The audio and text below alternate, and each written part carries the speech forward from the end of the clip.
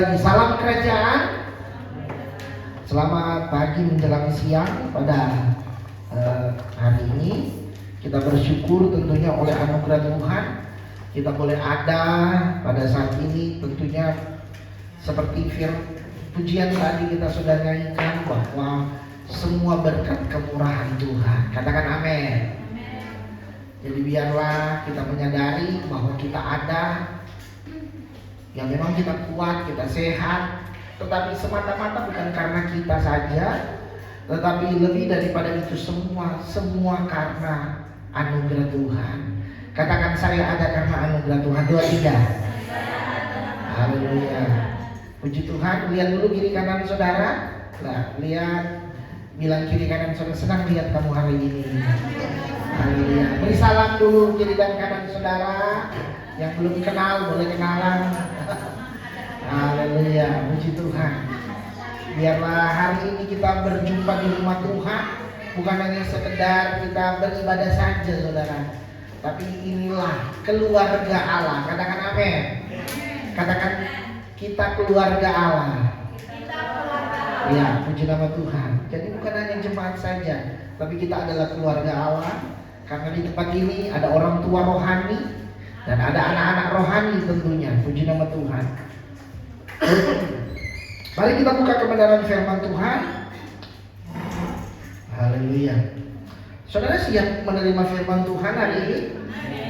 Yang siap katakan, saya siap. Mari buka di dalam Yohanes pasal 16. Injil Yohanes pasalnya yang ke-16. Kita membaca ayatnya yang ke-13. Injil Yohanes pasal 16, kita membaca sama-sama ayatnya yang ke-13. Kita baca saja mulai dari ayat yang keempat deh. Kita baca dari ayat 4 sampai ayat 15. Kita membaca sama-sama. Yang sudah ketemu katakan amin. Mari saya undang kita bangkit berdiri, kita menghormati firman Tuhan. Kita membaca ayat firman Tuhan. Lembaga Alkitab Indonesia LAI memberikan perikop pekerjaan penghibur. Mari kita baca bersama-sama hitungan yang ketiga. 1, 2, 3. Tetapi semuanya ini kukatakan kepadamu, supaya apabila datang saatnya kamu ingat bahwa aku telah mengatakannya kepadamu. Hal ini tidak kukatakan kepadamu dari semula, karena selama ini aku masih bersama-sama dengan kamu. Tetapi sekarang aku pergi kepada Dia yang telah mengutus aku, dan tiada seorang pun di antara kamu yang bertanya kepadaku, kemana engkau pergi? Tetapi karena aku mengatakan hal itu kepadamu, sebab itu hatimu berduka cita. 7. Namun benar yang kukatakan ini kepadamu adalah lebih berguna bagi kamu jika aku pergi. Sebab jikalau aku tidak pergi, penghibur itu tidak akan datang kepadamu. Tetapi jikalau aku pergi, aku mengutus Dia kepadamu. Dan kalau Ia datang, Ia akan mengisahkan dosa, kebenaran dan penghakiman akan dosa, karena mereka tetap tidak percaya kepadaku. Akan kebenaran, karena aku pergi kepada Bapa dan kamu tidak melihat aku lagi. Akan penghakiman, karena penguasa dunia ini telah dihukum. Masih banyak hal yang harus kukatakan kepadamu, tetapi sekarang kamu belum dapat menanggungnya. Tetapi apabila Ia datang, yaitu Roh kebenaran, Ia akan memimpin kamu ke dalam seluruh kebenaran. Sebab Ia tidak akan berkata-kata dari dirinya sendiri, tetapi segala sesuatu yang didengarnya, itulah yang akan dikatakannya, dan Ia akan memberitakan kepadamu hal-hal yang akan datang. Ia akan memuliakan aku, sebab Ia akan memberitakan kepadamu apa yang diterimanya daripadaku. Segala sesuatu yang Bapa punya adalah aku punya.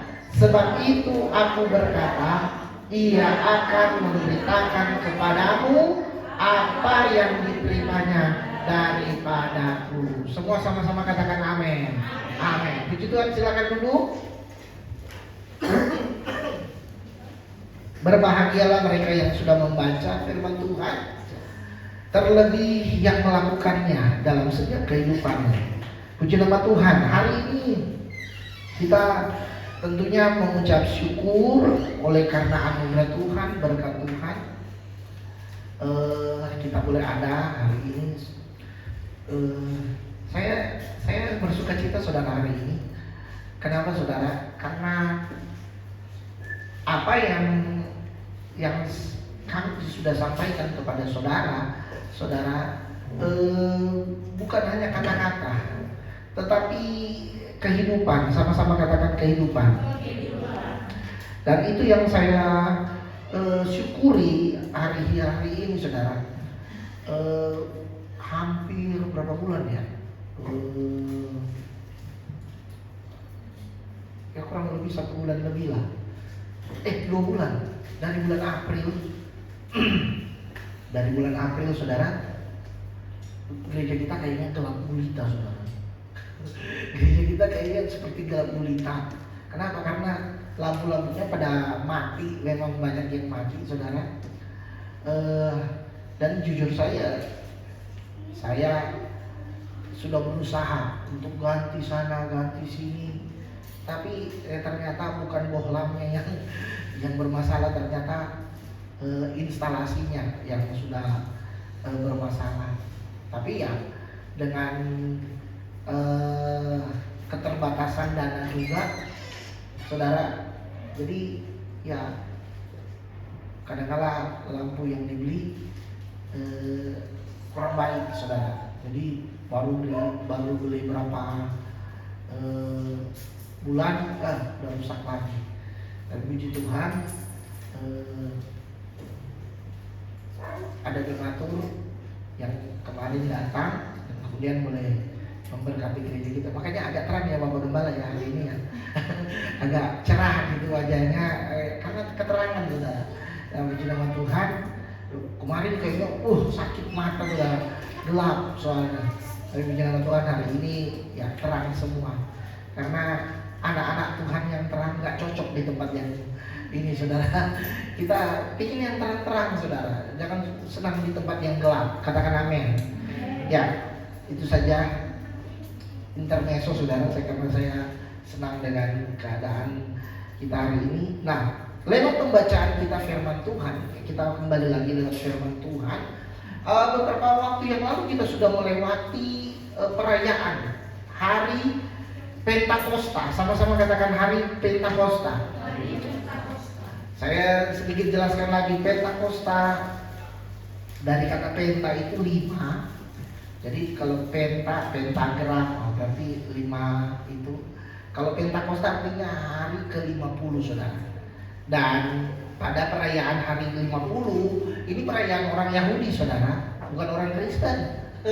Jadi awalnya hari Pentakosta itu adalah perayaan orang Yahudi saudara.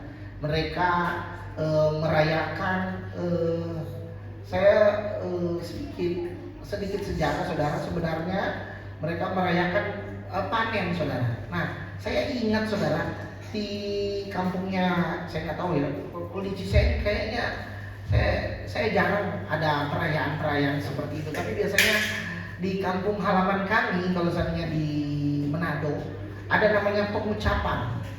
Pengucapan itu adalah di mana hari orang-orang mengucap syukur dengan panen raya. Nah, kalau seandainya di tempatnya Ibu Gembala, kalau di Manado bilangnya pengucapan, tapi kalau di tempat Ibu Gembala bilangnya naik dango. Apa naik dango? Jadi ada rumah untuk kayak lumbung saudara. Jadi padi-padi itu nanti akan ditaruh di situ. Jadi ya kira-kira seperti itulah. Ada istilahnya naik dango. Jadi panen. Jadi itu acara panen raya. Nah sebenarnya hari raya Pentakosta juga mereka sedang mengenang tentang bukan hari pencurahan Roh Kudus awalnya. Jadi mereka sedang merayakan hari panen raya. Dan ini biasanya mereka sedang mengingat. Saudara mungkin pernah ingat cerita tentang Rut. Saudara ingat cerita tentang Rut, di mana Rut dan Boas mereka bertemu di lumbung padi, di lumbung gandum. Mereka bertemu, di mana Rut pada saat itu dia sedang memanen, saudara. Dan ya menjadi satu peringatan. Ada beberapa versi tentang hari raya Pentakosta, saudara. Tapi intinya itu di mana orang semua berkumpul dan mereka datang untuk membawa persembahan di rumah Allah di bait suci. Dan saat itu bait suci yang ada yaitu bait suci yang ada di Yerusalem. Jadi orang dari segala bangsa datang. Nah biasa kan kalau pengucapan syukur gitu kan, kita berbondong-bondong, gimana ini mau bikin. Jadi seperti itulah, kira-kira seperti itu. Nanti saudara searching aja, saudara, hari raya Pentakosta. Jadi memang ada beberapa, tapi intinya itu hari di mana orang mengucap syukur, saudara, dan mereka datang ke bait Allah. Mereka datang berkumpul. Makanya di dalam Kisah Para Rasul pasal 2 jelas di situ, saudara, bahwa banyak sekali orang yang datang berkumpul dari beragam orang-orang Yahudi yang tersebar di segala macam, bahkan bangsa-bangsa, daerah-daerah. Jadi bahkan kita tahu bahwa ketika pencurahan Roh Kudus, murid-murid akhirnya mereka nggak perlu kursus, tetapi Roh itu memberikan mereka bahasa-bahasa yang baru yang mereka pakai untuk menceritakan tentang Yesus Kristus, untuk penginjilan, saudara, untuk mereka mengabarkan kabar baik, evangelion, kabar baik bahwa Yesus itu benar adalah Sang Mesias atau Sang Juru Selamat. Dan banyak orang yang percaya, kita tahu. Nah, kembali lagi ke pembacaan kita pada siang hari ini, saudara, bahwa itu sudah lewat. Peristiwa Pentakosta yang kemudian dulu Pentakosta, tetapi yang sekarang sudah bukan dikristenisasi, saudara, tapi sekarang sudah menjadi perayaan dalam kekristenan juga, bahwa hari raya Pentakosta, di mana peristiwa itu, di mana dulu murid-murid mereka mendapatkan amanat, mereka mendapatkan pesan untuk mereka menantikan, menunggu pribadi yang namanya Roh Kudus. Sama-sama katakan Roh Kudus. Di mana Roh Kudus itu akan dicurahkan. Katakan amin. Nah, tetapi Roh Kudus yang sudah dicurahkan itu sudah terjadi 2000 tahun yang lalu di Upper Room. Apa itu Upper Room? Di loteng atas di Yerusalem. Jadi mereka sudah di 120 orang dari sekian banyak orang yang menjadi murid, tetapi firman Tuhan berkata bahwa yang menunggu di loteng Yerusalem, di mana mereka bersekutu setiap hari, mereka berkumpul berdoa, di situ ada kurang lebih 120 orang, para murid dan kemudian pengikut-pengikutnya lain, saudara. Mereka berdoa sungguh-sungguh dan kemudian mereka menantikan pencurahan Roh Kudus pribadi yang kita tahu di dalam Yohanes pasalnya yang ke-16 ini, dia disebut Parakletos, seorang penolong yang lain. Firman Tuhan katakan dia adalah penolong bagi saya dan saudara. Katakan amin. Nah, itu sudah terjadi 2000 tahun yang lalu, saudara. Jadi pencurahan itu sudah terjadi 2000 tahun yang lalu. Roh Kudus sudah dicurahkan dan 2000 tahun sudah berjalan. Dan saat ini saya mau katakan kepada kita semua, kita sudah tidak perlu menunggu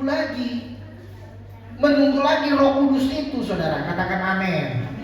Kenapa?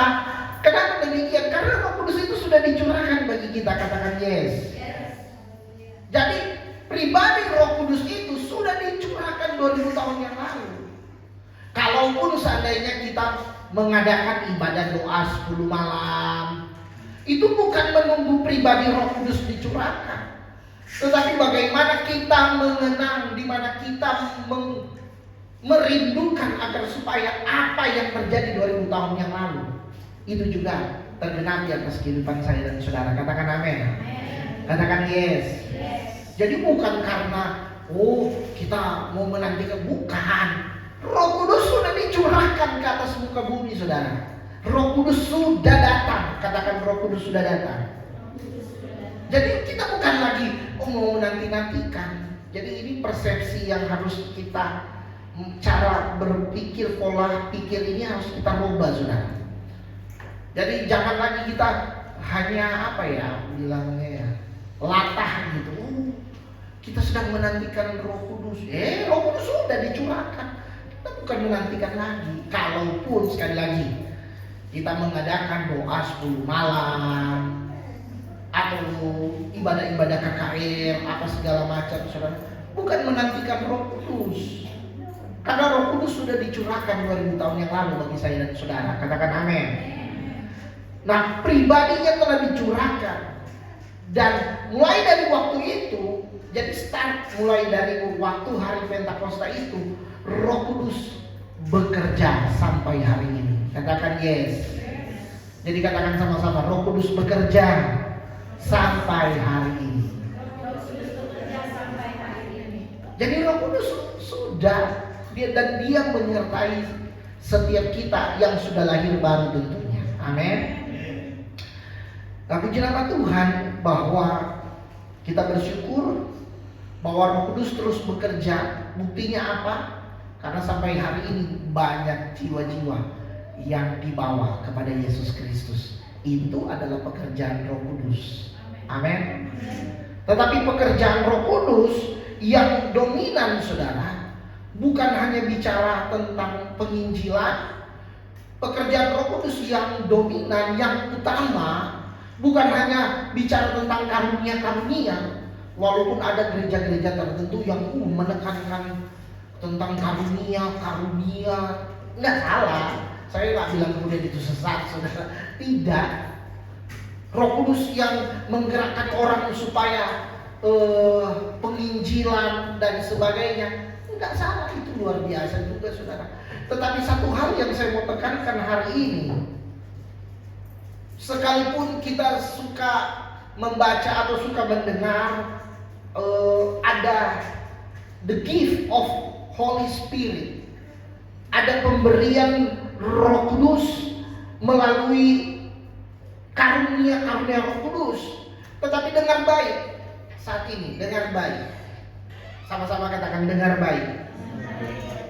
Pekerjaan Roh Kudus yang utama bukan hanya memberikan karunia-karunia Roh Kudus, bukan hanya berbicara bahasa roh, bukan hanya bicara tentang mujizat, bukan hanya bicara tentang, sebutkan banyak karunia, menyembuhkankah itu.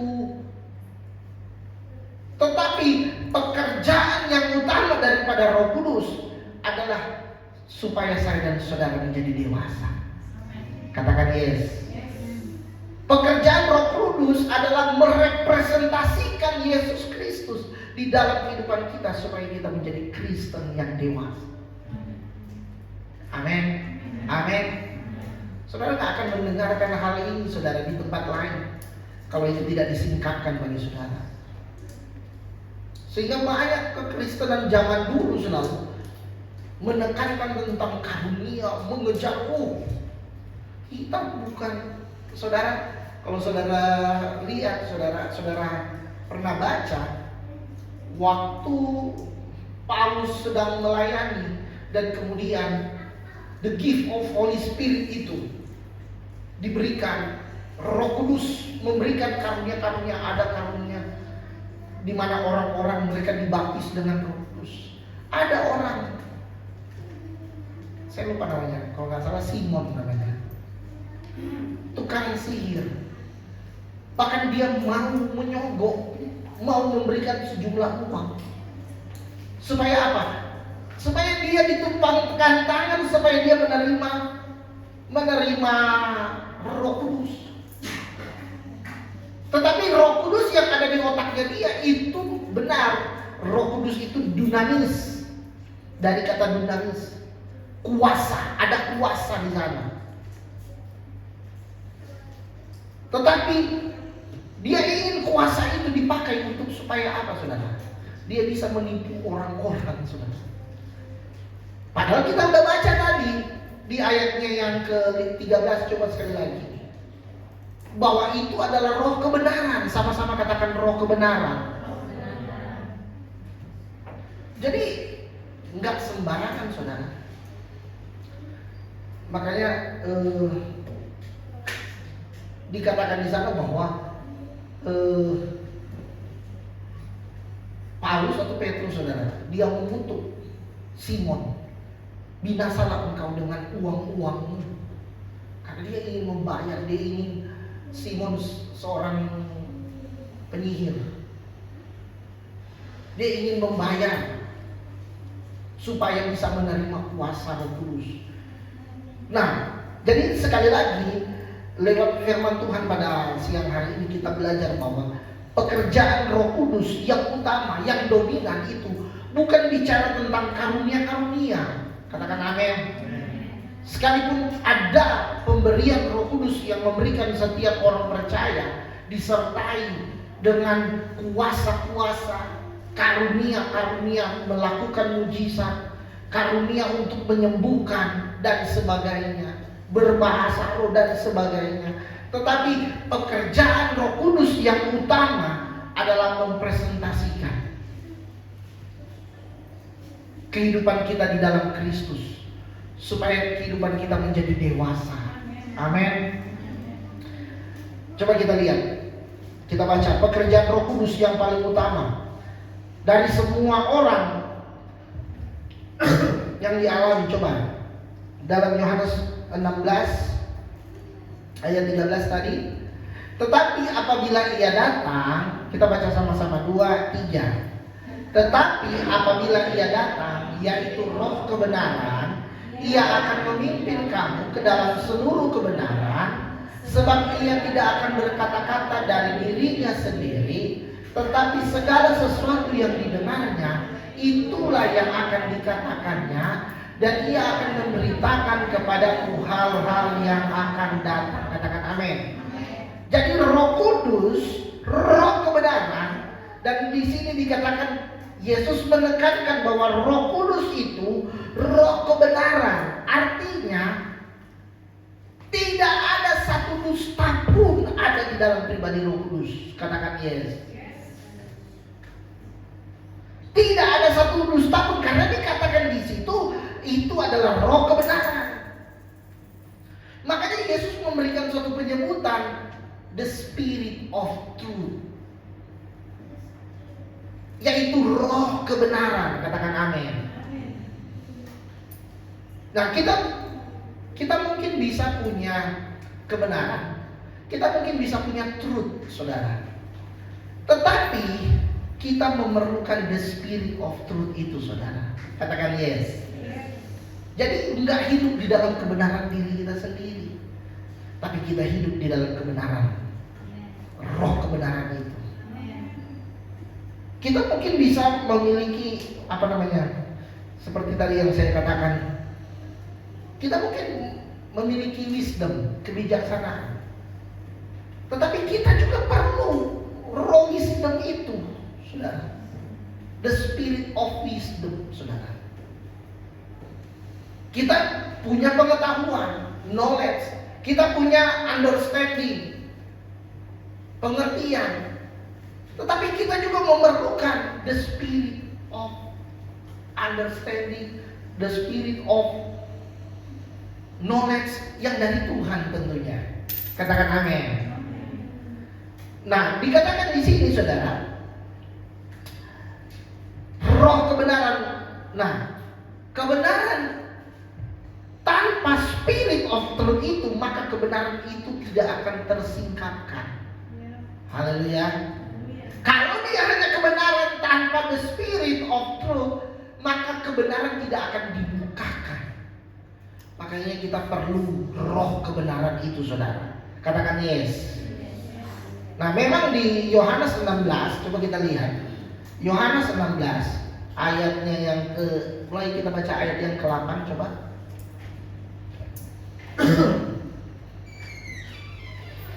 Yohanes 16 ayat yang ke-8. Perhatikan ayat ini. Dan kalau ia datang, ia akan menginsafkan dunia. Siapa yang akan menginsafkan dunia, saudara?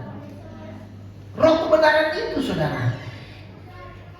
Dia akan menginsafkan dunia akan dosa, kebenaran dan penghakiman. Terus lanjut ayat 9.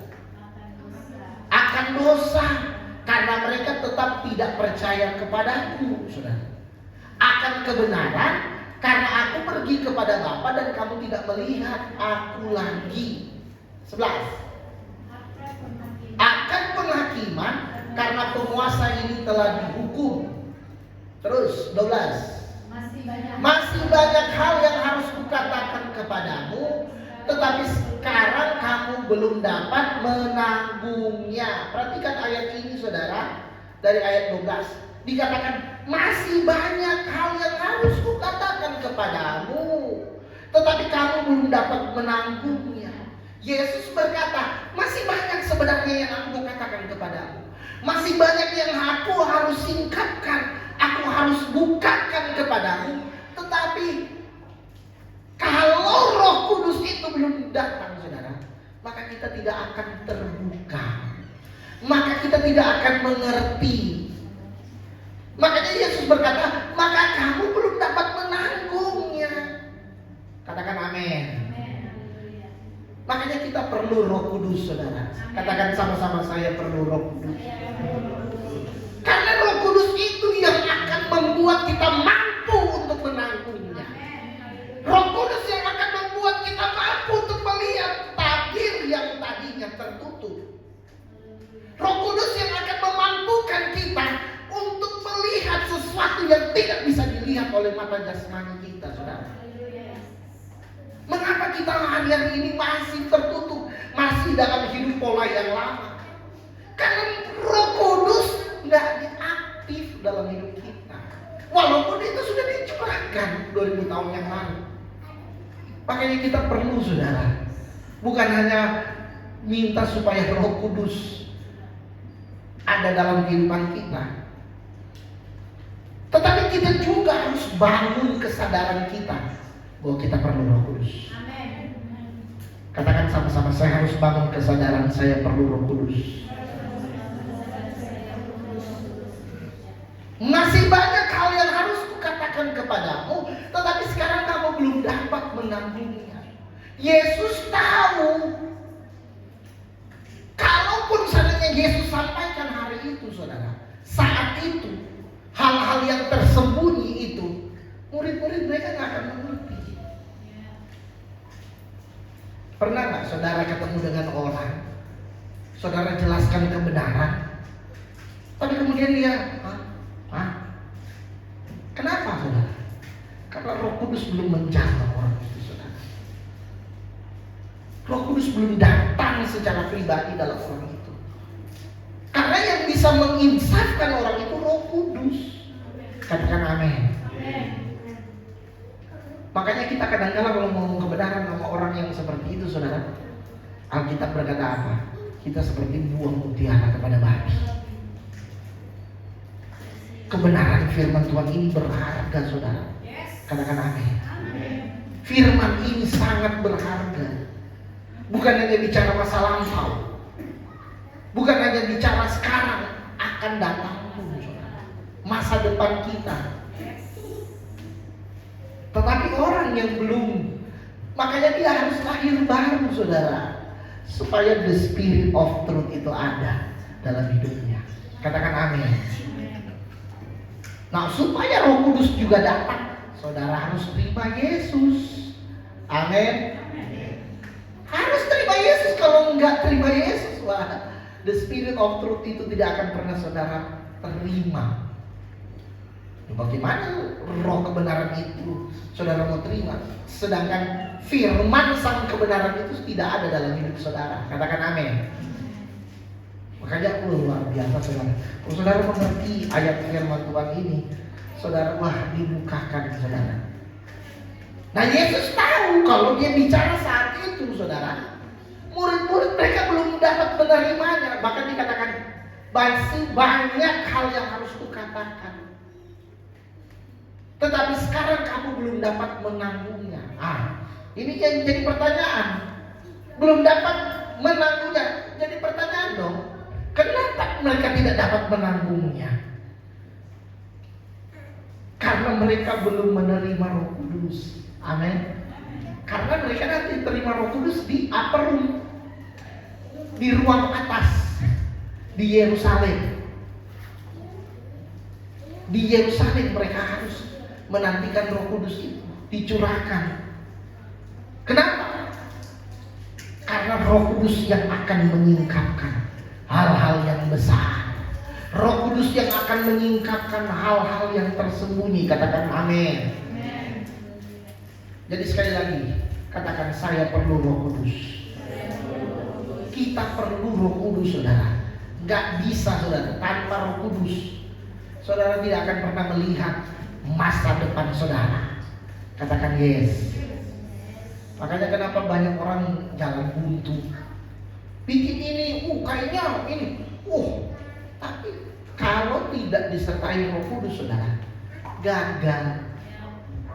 Bahasa kerennya gagal total, saudara. Akhirnya sia-sia, yang ada rugi, saudara. Kalau cuma gagal ya oke lah, tapi ini rugi. Makanya kita bersyukur sebagai orang-orang percaya kepada Yesus Kristus bahwa Roh Kudus sudah diberikan bagi saya dan saudara. Amin. Roh Kudus sudah diberikan bagi kita. Dengan adanya Roh Kudus, karena jangan cuma saudara lihat Roh Kudus itu Roh kebenaran. Roh Kudus itu Parakletus, dia penolong, saudara. Saya selalu ulang-ulang ini biasanya dalam pembelajaran bimbingan pramika. Saya selalu katakan di Alkitab hanya dua yang disebut dengan penolong. Perjanjian Lama bicara penolong perempuan yang diciptakan bagi Adam. Di Perjanjian Baru penolong kita yaitu Roh Kudus yang selalu bersama-sama menyertai kehidupan saya dan saudara. Katakan yes. Makanya jangan anggap remeh, saudara. Dan jangan pernah menghujat Roh Kudus, saudara. Karena ada orang yang gak bisa, umpama contoh ya, ketika engkau gak bisa berdoa dengan bahasa roh, jangan kemudian ketika engkau mendengar orang berdoa dengan bahasa roh, engkau merasa apa itu? Minta, bukannya risih, saudara. Minta supaya engkau juga mengalami yang namanya kuasa Roh Kudus, mengalami yang namanya dipenuhkan, mengalami yang namanya dilawat, dijamah oleh Roh Kudus. Katakan yes. Jangan engkau suzon, nyinyir. Wah, bahaya, saudara. Karena sudah ada bukti, saudara. Ada yang nyinyir tuh. Coba Ibu Gembala tadi bilang Markus pasal 3 ayat berapa, Ibu Gembala? 29. Coba kita baca sama-sama dulu. Markus 3 ayat yang ke-29. Ini tadi saya sempat bilang. Kita baca sama-sama, hitungan yang ketiga. 1, 2, 3. Tetapi apabila seorang menghujat Roh Kudus, ia tidak mendapat ampun selama-lamanya, melainkan bersalah karena berbuat dosa. Wow. Coba ayat yang ke-28. Kita mundur ayat ke-28.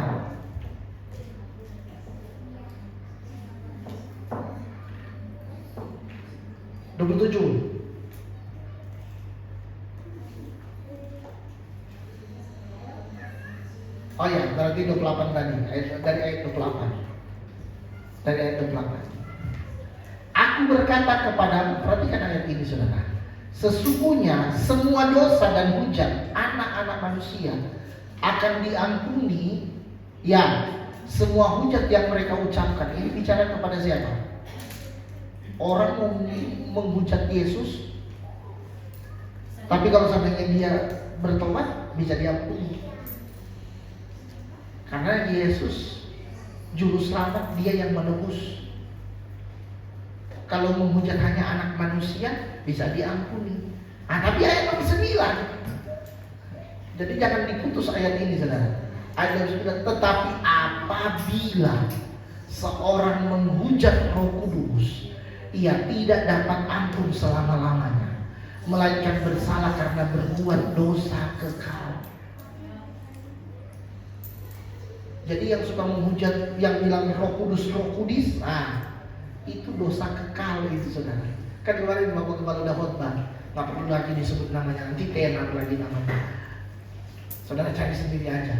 Yang bilang-bilang Roh Kudus, dia udah mendapat balasan setimpal. Bahkan bukan hanya balasan, dia di ayat ini berkata, melainkan bersalah karena berbuat dosa kekal. Ia tidak mendapat ampun selama-lamanya. Makanya hati-hati, saudara, bicara dengan Roh Kudus. Saudara, kalau saudara nggak ngerti, saudara berdoa supaya saudara diberikan pengertian. Roh Kudus itu roh understanding, roh knowledge, roh wisdom dari Tuhan. Amin. Minta supaya saudara diberikan pengertian, saudara diberikan pengetahuan, sehingga saudara jangan menjadi bodoh, kata firman Tuhan. Katakan yes. Wah, ini luar biasa, saudara. Dan saya rindu saudara menerima kebenaran firman Tuhan ini. Kembali lagi di ayatnya yang ke-13, saudara. Tetapi apabila ia datang, yaitu roh kebenaran. Nah, saya mau katakan kepada saudara, Roh Kudus itu tidak datang langsung gedebuk. Enggak. Roh Kudus tidak datang sama kayak cerita langsung datang gedebuk jatuh gitu. Enggak, saudara. Tetapi dikatakan sana, Roh Kudus akan tinggal dalam diri mereka yang percaya kepada Yesus Kristus. Katakan amin. Jadi Roh Kudus akan tinggal di dalam kita yang percaya kepada Yesus Kristus. Roh Kudus yang ada di dalam saya dan saudara, Roh Kudus yang ada di dalam mereka pada saat itu, murid-murid yang dituliskan ayat ini, mereka, Roh Kudus itu yang akan memimpin mereka kepada seluruh kebenaran. Katakan amin. Dan Roh Kudus yang sama itu yang akan memimpin saya dan saudara, bukan kepada setengah kebenaran. Katakan bukan setengah, tetapi seluruh kebenaran akan kita terima dari Roh Kudus. Katakan yes. Seluruh kebenaran. Kenapa, saudara? Roh Kudus akan berbicara, karena Roh Kudus itu akan berbicara tentang kebenaran. Dia tidak berbicara tentang hal yang lain, saudara. Karena dia roh kebenaran, dia hanya akan bicara tentang kebenaran, saudara. Tapi saya katakan bahwa roh kebenaran berarti artinya bukan roh dusta. Di pasal berapa itu? Di ayat berapa tuh? Yohanes berapa tuh? Bapa segala dusta adalah iblis. Jadi kalau yang suka berdusta, yang suka itu bapaknya iblis. Yohanes pasal 8 ayat 44, coba kita lihat. Yohanes pasal 8 ayatnya yang ke-44.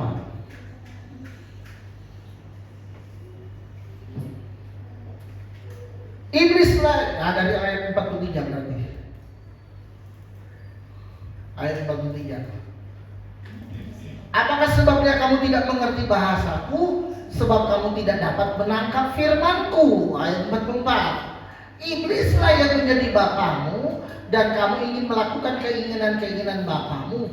Ia adalah pembunuh manusia sejak semula dan tidak hidup dalam kebenaran. Nah, jelas. Sebab di dalam dia tidak ada kebenaran. Apabila ia berkata dusta, ia berkata atas kehendaknya sendiri. Sebab dia adalah pendusta dan bapa segala dusta. Wih, saudara. Jadi hanya dua. Saudara mau hidup dalam kebenaran atau dalam dusta? Kalau saudara hidup dalam kebenaran, berarti roh Allah itu ada dalam hidup saya dan saudara. Amin. Kalau kita hidup dalam dusta, berarti bapa kita adalah iblis, karena dia bapa segala dusta, pendusta, saudara. Nah, jadi jelas, saudara, lewat ayat ini saudara dikatakan Roh Kudus akan berbicara tentang kebenaran. Maka Ia yang ada di dalam kita, Ia yang ada di dalam kamu, Roh yang ada di dalam kamu, yang ada di dalam saya, Dia yang akan menuntun kita sehingga kita mengerti kitab-kitab perjanjian lama. Kita mengerti apa yang Tuhan berikan lewat penyingkapan ketika kita membaca firman Tuhan. Katakan amin. Sehingga kita menjadi mengerti yang tadinya terselubung bagi kita, yang tidak kita mengerti sama sekali, dibukakan, disingkapkan bagi kita. Katakan amin. Dan itu makanya saya sekali lagi kita perlu Roh Kudus, saudara. Roh Kudus benar-benar Dia ada di mana-mana, tetapi Dia tidak tinggal di sembarangan tempat. Sekali lagi perhatikan, Roh Kudus benar Dia ada di mana-mana, tetapi Dia tidak tinggal di sembarang tempat. Makanya saudara harus persiapkan diri saudara supaya Roh Kudus mau tinggal di dalam saudara. Amin. Karena Dia nggak bisa tinggal di sembarang tempat, saudara.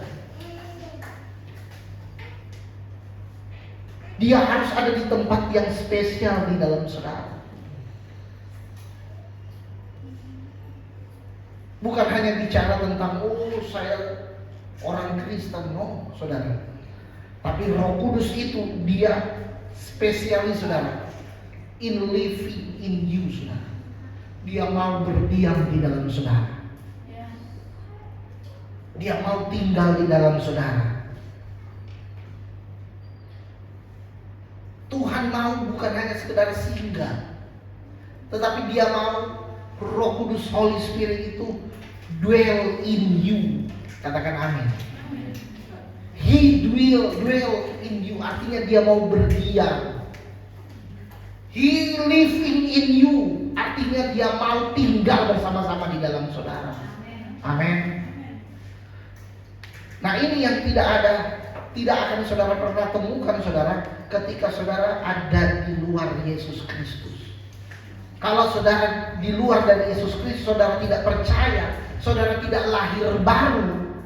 Makanya Bapak Gembala selalu ingatkan saudara, kita harus dilahirkan kembali. Amin. Kita harus lahir, Adam yang lama harus kita tinggalkan. Kita harus terima the last Adam. The last Adam itu yaitu Yesus Kristus harus kita terima. Kalau kita terima the last Adam yang adalah Yesus Kristus itu, maka Roh Kudus Dia dwell in you. Dia living in you. Katakan yes. Dia akan berdiam di dalam kita. Dia akan tinggal di dalam kita. Ini luar biasa. Jadi Roh Kudus bukan keluar masuk saudara, tapi Dia ada di dalam kita. Saya rindu agar supaya saudara, kemarin saya bicara tentang bagaimana kita bukan hanya bicara tentang dipenuhkan. Karena kekristenan selalu suka sekali penuh dengan Roh Kudus. Penuh, kan lagunya itu mantap tuh. Penuhiku dengan hadiratmu, urapiku. Orang banyak suka sekali pengurapan, tetapi habis itu sudah. Yang Tuhan mau bukan hanya engkau dipenuhi, engkau diurapi, tapi Dia mau hidupmu tinggal. Dia tinggal di dalam hidupmu. Amin. Dan bukan hanya penuh, tetapi Dia memimpin engkau. Roh Kudus yang memimpin kita. Katakan yes. Nggak salah kita nyanyi begitu, saudara. Tapi ada saya perhatikan, saudara. Kalau seandainya doa, alkohol, orang senang sekali, saudara. Nggak salah juga.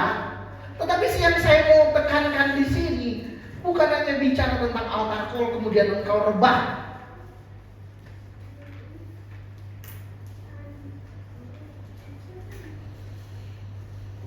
Karena ada jemaat, saudara, setiap alkohol rebah.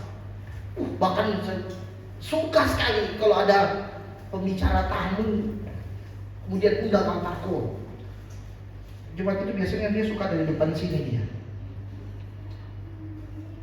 Tapi kemudian apa? Tinggalkan Yesus, saudara. Tapi kok altar-call, dikit-dikit rebah, dikit-dikit rebah. Menyangkal Yesus akhirnya.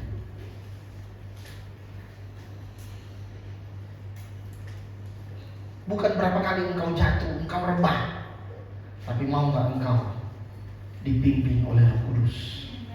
Amin. Orang yang dipimpin oleh Roh Kudus artinya hidupnya dia, Roh Kudus tinggal di dalam kehidupan.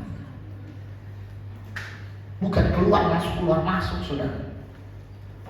Nah, orang yang ada Roh Kudus, dia tidak dapat menyangkal Yesus. Amin. Makanya saya mengatakan orang yang hanya butuh pengurapan, tapi hidupnya penuh dengan kedagingan, berarti dia Roh Kudus belum tinggal dalam hidupnya. Dia hanya kena cipratannya doang, hanya kena cipratannya aja, tapi Roh Kudus nggak tinggal di dalam orang itu. Karena kalau orang itu Roh Kudus tinggal di dalam orang itu, dia tidak dapat menyangkal Yesus. Amin. Amin. Dan saya mau katakan bahwa Roh Kudus itu selalu update, up to date. Katakan amin. Roh Kudus itu selalu up to date, saudara. Karena kalau saudara baca ayat ini, apa yang didengarnya, didengar dari siapa? Dari Yesus Kristus, dari Bapa. Apa yang didengarnya, didengar oleh Roh Kudus. Pasti, saudara, on time, in time, saudara. Katakan amin. Karena apa, saudara? Yang didengarnya itu bukan bicara yang masa lalu lagi, saudara. Tapi di setiap waktu, saudara. Di setiap waktu. Dan pasti tepat waktu. Amin. Amin. Jadi in time, on time, Roh Kudus itu dia selalu up to date, saudara. Dan saya mau katakan, Roh Kudus yang selalu update itu yang akan membuat kekristenan kita, kerohanian kita akan menjadi dewasa. Katakan yes. Roh Kudus itu yang akan membawa perjalanan kerohanian kita akan semakin fresh. Sama-sama katakan semakin fresh. Roh Kudus yang bersama-sama dengan saya dan saudara, yang living in you, yang dwell in you, akan membuat perjalanan rohani kita semakin fresh, saudara. Sehingga kekristenanmu tidak membosankan. Karena banyak hari-hari ini kekristenan yang membosankan, saudara. Masuk ibadah, gereja, tetapi kekristenan yang membosankan. Kekristenan yang membosankan kenapa? Karena Roh Kudus tidak berdiam di dalamnya. Makanya nggak fresh. Makanya kaosan, nggak fresh, nggak ada rasa wow gairah. Orang pesannya bergairah, saudara. Hujan badai. Nah, malah bilang hujan badai. Pasti, saudara. Nggak ada istilah nanti juga ketemu lagi. Nggak ada. Karena dia akan selalu merindukan mata air yang jernih, saudara. Selalu merindukan firman kerajaan. Sama seperti kami, saudara. Sayang sekali kalau kelewat. Karena itu yang akan menjadikan perjalanan kita, saudara, tidak akan membosankan di dalam Tuhan. Amin. Dunia pasti selalu akan menawarkan segala kenikmatan, saudara. Dunia pasti akan menawarkan. Karena dunia tahu, saudara, engkau lemah dalam hal itu. Dunia akan tawarkan segala-galanya, semuanya. Tapi dengar firman Tuhan, apa gunanya engkau memiliki seluruh dunia ini kalau jiwa kita binasa? Puji Tuhan kalau kita mati kita lagi ibadah. Puji Tuhan kalau kita mengalami hal-hal yang tidak baik, hal-hal yang sama seperti kemarin ada rekan hamba Tuhan, ketika dia sedang selesai khotbah, wah begitu tenang, gak ada yang sakit bertahun-tahun, tapi kemudian dia langsung pergi, saudara. Nggak perlu istilahnya berobat sampai puluhan tahun, sampai bertahun, menyiksa, saudara. Tenang, dalam ketenangan, wah begitu luar biasa, saudara. Nah, makanya saudara, firman Tuhan ingin agar supaya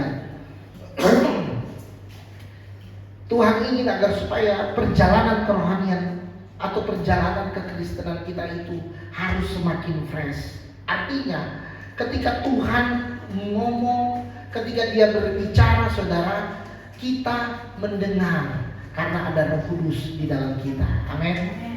Yang akan meresponi, yang akan selalu mengupdate, saudara, setiap firman-firman yang kita terima di rumah Allah.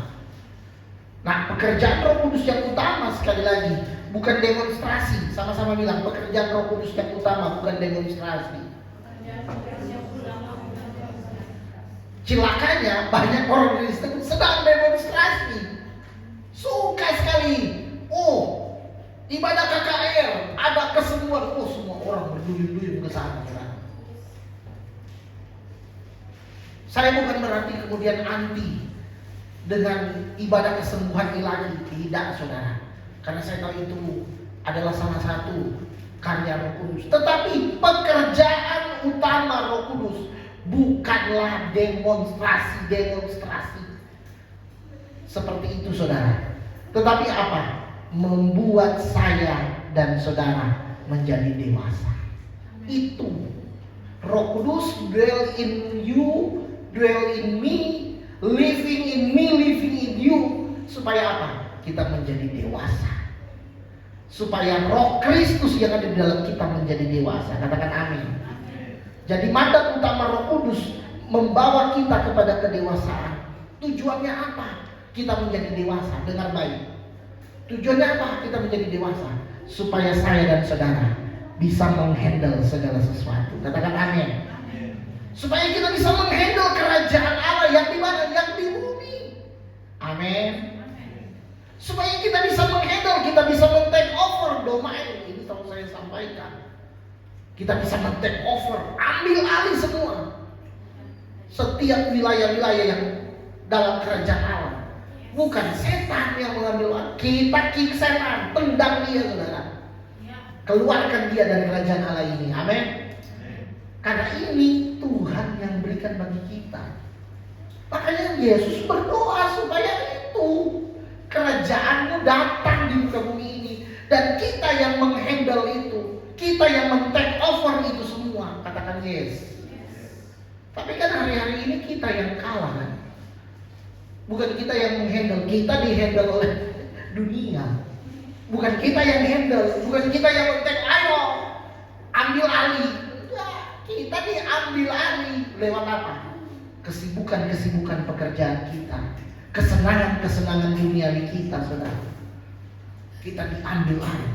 Setan sedang memutarkan semuanya. Hati-hati, saudara. Hati-hati, saya mau katakan. Supaya apa? Saya rindu agar supaya perjalanan kita menuju dewasa tidak terhambat, tidak terhalang. Katakan amin. Setiap hari Roh Kudus selalu in time, on time, update. Supaya apa? Perjalanan kerohanian kita, perjalanan kekristenan kita semakin fresh. Makanya supaya saudara semakin fresh, apa yang harus saudara lakukan? Hal yang pertama, ada 4 hal yang saya mau bagikan hari ini.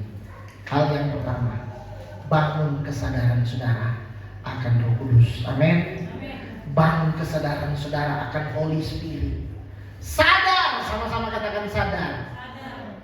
Bahwa saya, di dalam saya ada Roh Kudus. Amin. Roh Kudus itu sudah dicurahkan, saudara. Jadi jangan lagi minta Roh Kudus. Engkau yang sudah percaya Yesus Kristus, Roh Kudus sudah ada di dalam. Tetapi yang menjadi masalah, kau tidak bangun kesadaran bahwa di dalammu ada Roh Kudus. Makanya pusing, makanya stres, makanya kebingungan. Kenapa? Karena nggak membangun kesadaran Holy Spirit in living in you, dwell in you. Dia ada, tinggal, berdiam di dalam saya dan saudara. Katakan amin. Jadi sama-sama katakan, saya harus bangun kesadaran bahwa Roh Kudus ada di dalam saya. Haleluya. Jadi sadar, taruh dalam, bukan cuma di pikiran tapi di hatimu. Oh iya, saya ada Roh Kudus. Bukan artinya kita nggak boleh nyanyi penuhi, bukan. Tetapi engkau sudah tahu bahwa di dalam itu ada Roh Kudus. Yang kedua, saudara, apa yang harus saya lakukan supaya perjalanan kerohanian, kekristenan saya semakin fresh? Selain sadar, bangun kesadaran bahwa di dalam saya ada Roh Kudus. Yang kedua, kita harus mau berjalan bersama-sama dengan Dia setiap hari, every day. Katakan yes. Every hours. Kita harus bangun, berjalan, bangun kesadaran, dan kemudian mau berjalan bersama-sama dengan Dia lewat tuntunan Roh Kudus. Masalahnya, engkau tidak pernah mau dituntun oleh Roh Kudus. Boro-boro mau dituntun, mau berjalan aja nggak mau kok. Mau berjalan dengan Roh Kudus. Pernah nggak saudara berdoa tiap hari dan berkata, Roh Kudus, mari berjalan bersama saya sepanjang hari ini. Saya mau berjalan dengan Engkau. Karena kalau engkau ajak Yesus, Yesus nggak bisa. Yesus ada di sorga. Yang bersama saya dan saudara adalah Roh Kudus. Amin. Tapi engkau kan nggak sadar, makanya engkau pun berdoa kadang-kadang salah. Yesus yang kau suruh jalan, Yesus yang kau suruh jaga kami Tuhan Yesus. Ada Roh Kudus di dalam kita. Amin. Saya berkata begini karena banyak orang Kristen belibet, saudara, keputar-putar. Ada Roh Kudus, tapi yang disuruh Yesus. Yesus sudah duduk di sebelah kanan Allah Bapa. Dia yang membawa setiap persembahan, saudara. Dia menjadi imam agung, dia menjadi Melkisedek, saudara. Sehingga apa yang kau persembahkan di dunia, Yesus bawa itu kepada Bapa. Lah, yang menolong kita kan Roh Kudus sebagai penolong. Tapi engkau suruh Yesus. Karena engkau nggak mengerti firman. Dan banyak sekali orang Kristen begitu. Karena nggak mengerti firman. Kenapa nggak mengerti firman? Ya, karena gembalanya nggak pernah ajar. Bahkan gembalanya nggak ngerti juga fungsinya Roh Kudus untuk apa. Makanya saudara mesti tertanam di rumah Allah. Engkau harus tertanam dengan orangnya Tuhan. Gembala yang membawa hati Bapa. Supaya engkau mengerti. Supaya kekristenanmu gak membanyak orang akhirnya gak ngerti, salah berdoa, makanya gak dijawab. Protes. Stres. Amin. Tapi kalau engkau mengerti, wah, bangun kesadaran.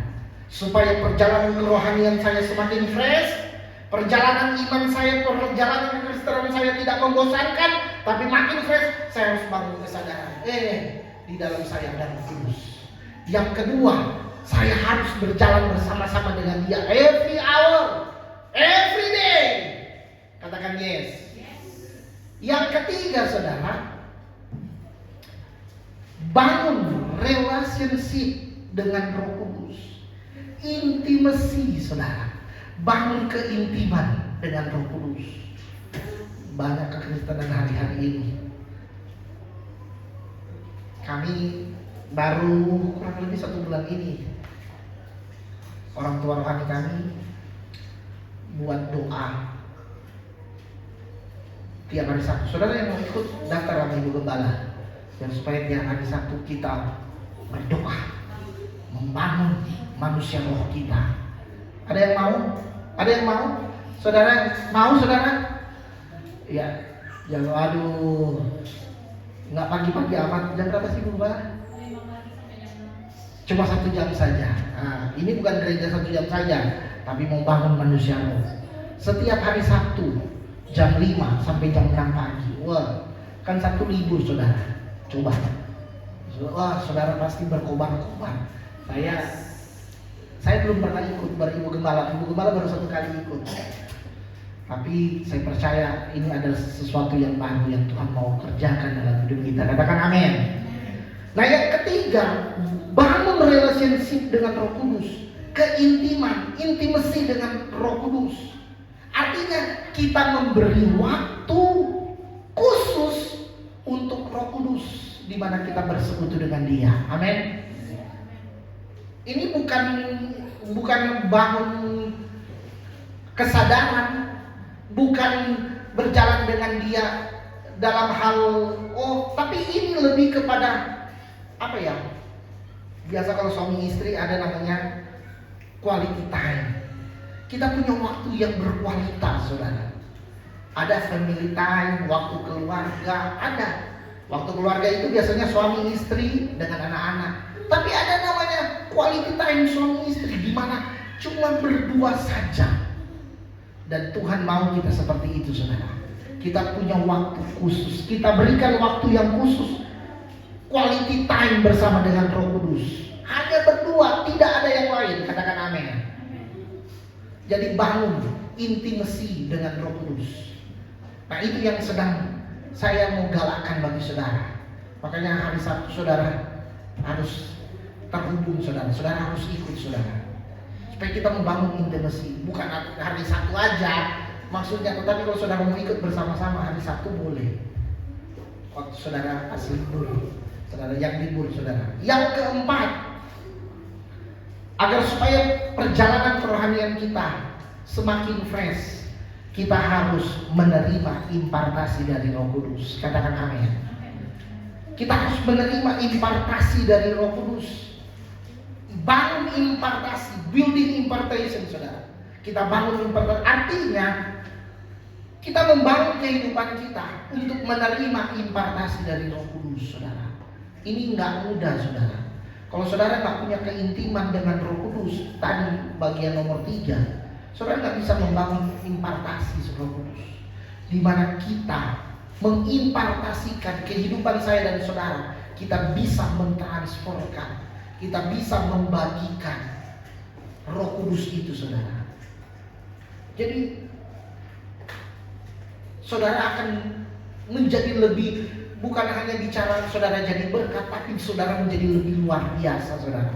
Karena itu fungsi Roh Kudus menolong saya dan saudara, supaya perjalanan kita semakin fresh. Katakan amin. Jadi bagikan impartasi Roh Kudus.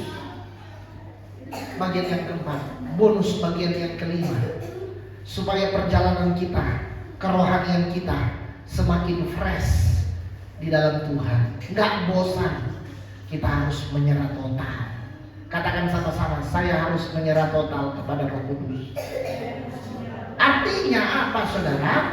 Artinya bukan kehendakku. Katakan bukan kehendakku, tetapi kehendak Dia. Amin. Biarlah kehendaknya saja, saudara. Kita mau berserah penuh kepada Roh Kudus. Sebenarnya saya ingin nyanyi lagu itu, saudara. Rise, saudara. Ada lagu baru, saudara. Tapi nanti kita belajar nanti. Kita rindu menyanyikan pujian yang kemarin saja dulu. Kita nyanyikan pujian. Mari saya undang pemain musik.